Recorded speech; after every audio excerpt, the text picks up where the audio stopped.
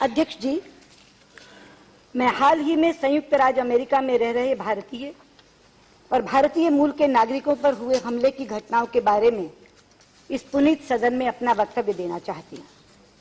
अध्यक्ष जी, पिछले 3 सप्ताह के दौरान संयुक्त राज्य अमेरिका में भारतीय नागरिकों तथा भारतीय मूल के लोगों पर हमले की 3 घटनाएं सरकार के ध्यान में आई। पहली, 22 फरवरी को जीपीएस उपकरण निर्माता ग्रामीण में कार्यरत 32 वर्षीय भारतीय इंजीनियर श्रीनिवास कुचिभोतला को कंसास सिटी के उपनगर ओलेथ में स्थित एक भीड़भाड़ वाले बार में एडम पुरिटोन नामक एक अमेरिकी नागरिक ने गोली मार दी। एक और भारतीय नागरिक आलोक मदासानी, जो घटनास्थल पर मौजूद थे, भी इस गोलीबारी में घायल हुए और एक अमेरिकी नागरिक इयान ग्रीलॉट ने हमलावर को रोकने की कोशिश की तो उस पर भी गोली चलाई गई और वो भी इस घटना में गंभीर रूप से घायल हो गए। दोनों घायलों का उपचार किया गया और अब वो अस्पताल से घर आ गए हैं। हमलावर एडम पुरिटोन को पुलिस ने हिरासत में ले लिया है और इस मामले को federal bureau of investigation FBI ने अपने हाथों में लिया है और वो इसे घृणाजनित अपराध मानकर इसकी जांच कर रहे हैं। अध्यक्ष जी, 2 मार्च को भारतीय मूल के अमेरिकी नागरिक हरनिश पटेल को कुछ अज्ञात लोगों ने लंकास्टर, साउथ कैरोलिना में गोली मार दी।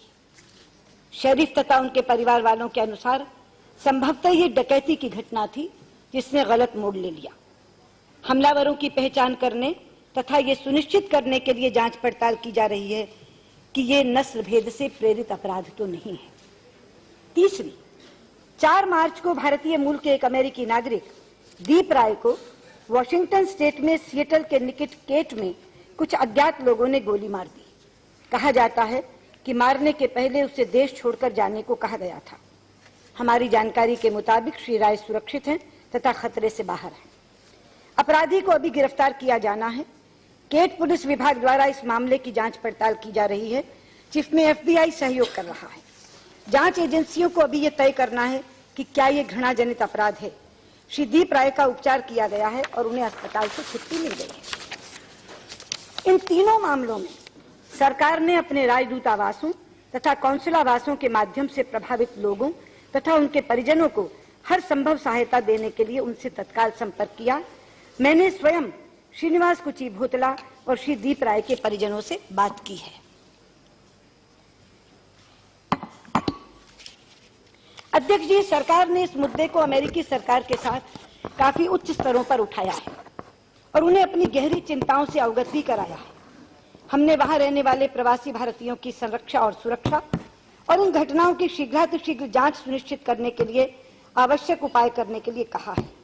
विदेश सचिव ने अपनी हाल की अमेरिका यात्रा, जो 28 फरवरी से 3 मार्च के बीच हुई थी, के दौरान अमेरिकी प्रशासन के वरिष्ठ पदाधिकारियों और कांग्रेस के नेतृत्व के साथ अपनी बैठकों में इस मसले पर चर्चा की है।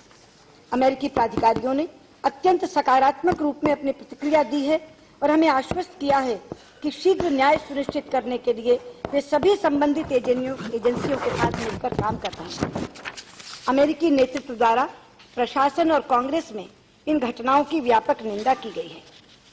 अध्यक्ष जी, राष्ट्रपति डोनाल्ड ट्रंप ने 28 फरवरी को कांग्रेस के संयुक्त सत्र को संबोधित करते हुए कंसास गोलीबारी की घटना का उल्लेख किया और कहा कि अमेरिका एक स्वर में घृणा एवं दुष्टता की सभी रूपों में निंदा करता है। विदेश सचिव के साथ अपनी बैठक के उपरांत प्रतिनिधि सदन के अध्यक्ष श्री पॉल रियान ने श्रीनिवास कुचिभोतला की हत्या के संबंध में सदन द्वारा व्यक्त संवेदना पर एक वक्तव्य जारी किया और सदन ने इस घटना पर कुछ देर मौन भी रखा। कंसास के गवर्नर सैम ब्राउन बैक ने अपनी संवेदनाएं व्यक्त की हैं और घटना की पूर्ण जांच कराने का आश्वासन दिया है। प्रधानमंत्री को एक पत्र में गवर्नर ब्राउन बैक ने कहा, वहां रहने वाले भारतीयों की सरलता, परिश्रम और संकल्प शक्ति और कंसास राज्य के लिए उनके योगदान की मैं प्रशंसा करता हूं। उन्होंने आश्वासन दिया है कि कंसास भारतीयों के लिए स्वागत और सत्कार करने वाला राज्य बना रहेगा। बहुत से सीनेटरों और कांग्रेस के सदस्यों ने भी इन दुखद घटनाओं पर अपनी संवेदनाएं और खेद व्यक्त किया है। वो सभी अमेरिका में भारतीय समुदाय के योगदान और भूमिका के प्रशंसक हैं।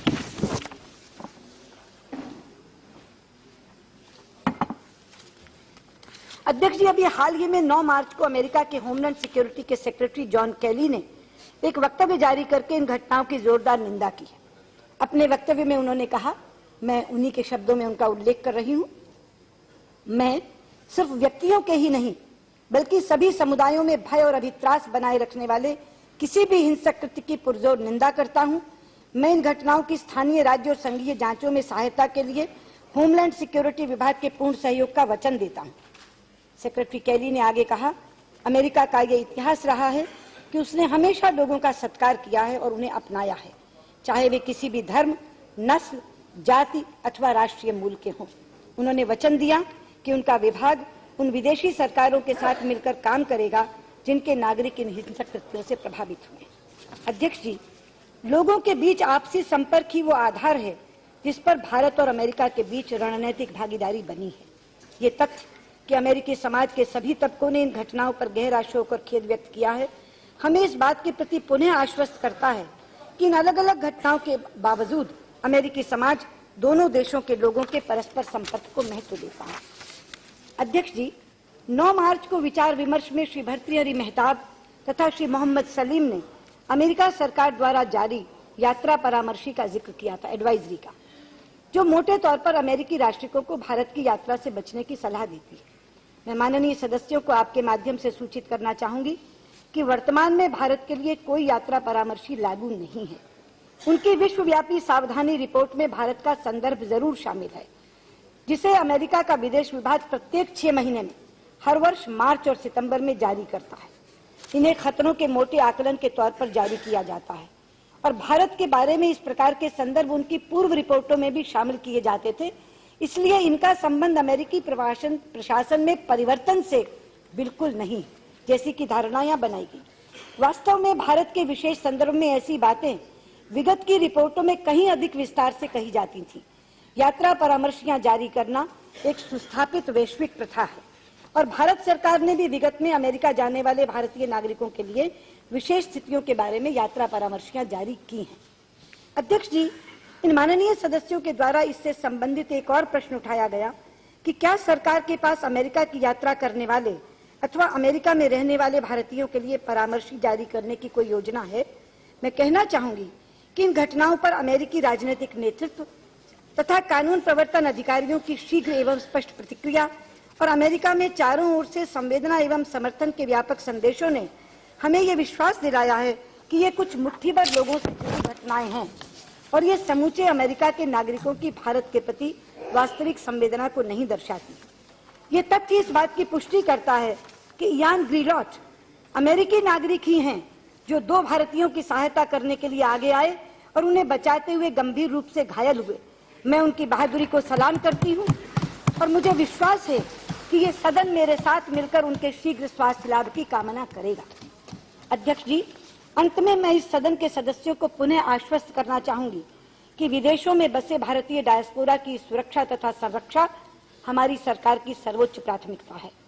हम अमेरिकी सरकार के साथ लगातार बातचीत कर रहे हैं। किसी भी आपातकालीन मुद्दे के समाधान के लिए हमारे दूतावास तथा कौंसुलावास स्थानीय भारतीय समुदाय के दलों के साथ निकट संपर्क बनाए हुए हैं।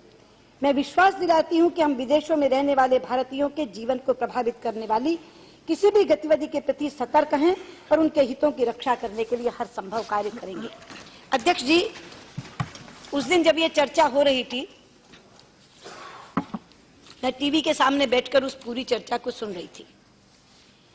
खड़गे जी ने एक आरोप लगाया और अंत में हमसे पूछा। पहले तो इन्होंने कहा कि इस पूरे प्रसंग पर सरकार चुप्पी साधे है और अंत में ये कहा कि सरकार चुप्पी क्यों साधे है।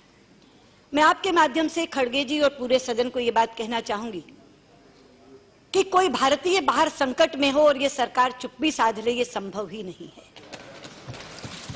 ये हमारी कार्यशैली ही नहीं है।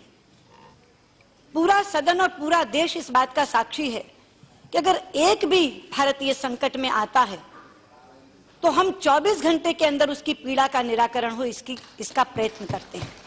और मैं आपसे कहना चाहूंगी कि जिस समय ये घटना घटी, प्रधानमंत्री जी चुनाव प्रचार में लगे हुए थे, लेकिन हर दिन वो हमसे पूछते थे कि एमईए इसके लिए क्या कर रहा है और आगे क्या करने की योजना है। और मैं ये कहना चाहूंगी कि मैं उस समय घर पर बैठकर स्वास्थ्य लाभ कर रही थी, मेरा रिकवरी पीरियड चल रहा था, लेकिन उसके बावजूद मैं पर्सनली, मैं व्यक्तिगत रूप से इन घटनाओं की निगरानी कर रही थी।